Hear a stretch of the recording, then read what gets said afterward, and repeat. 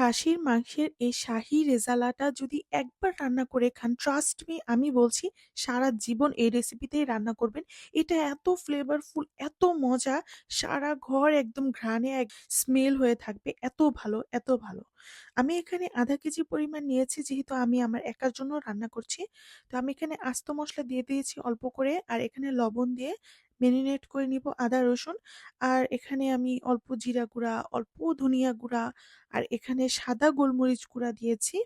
আর এখানে কাঁচামরিচ আর পেঁয়াজটাকে আমি অল্প দুধ দিয়ে ব্লেন্ডার করে নিয়েছি। লিকুইড দুধ দিয়ে ব্লেন্ডার করেছি। তো আমি এটাকে মেরিনেট করে প্রায় 1 আওয়ার্স এর মতো রেস্টে রেখে দিব।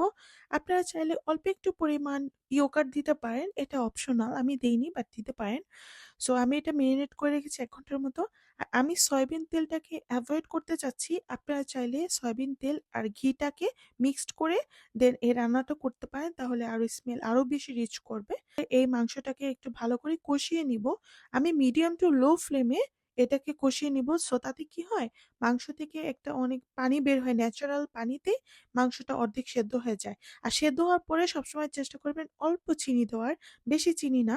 আর আগে থেকে মনে রাখবেন যেকোনো কোরমা বা সাদা মাংস রান্না করতে গেলে কিন্তু লবণ বেশি দেওয়া যায় না। এটা মনে রাখবেন। লবণ সবসময় একটু কম রাখবেন।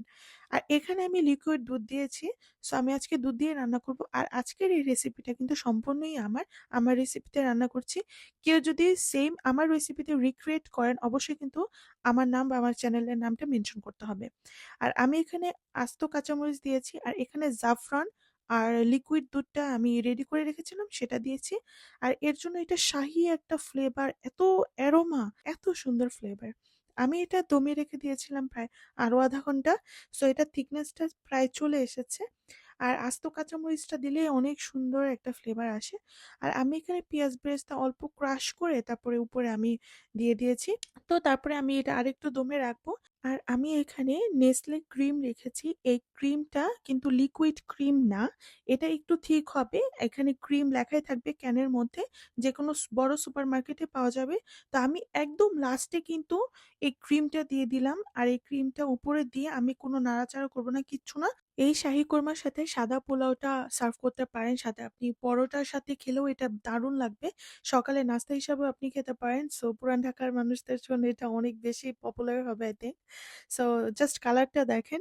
আর অবশ্যই বাসায় ট্রাই করে দেখবেন। আর ভিডিওটা ভালো লাগলে অবশ্যই শেয়ার করতে ভুলবেন না।